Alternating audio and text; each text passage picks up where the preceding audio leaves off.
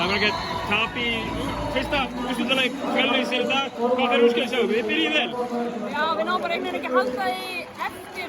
Við komum 10 yfir og svo komum 10 yfir og við vorum bara eftir allan tíman og það var bara rosalega erfitt. Við náðum rönni og það svörum strax aftur en við náðum rönni í lokin og það er eitthvað sem við ætlum að vinna og byggja á þessu rönni og við ætlum að enda í 4 stigum. Það voru eitthvað að spá okkur -20 skilurðu og en þú veist, við hefum margt gott í þessu.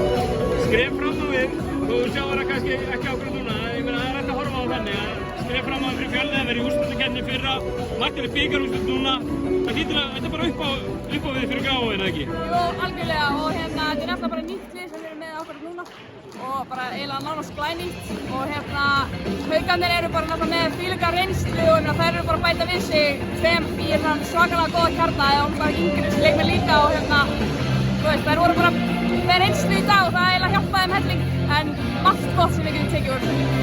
Frábært, takk fyrir. Takk.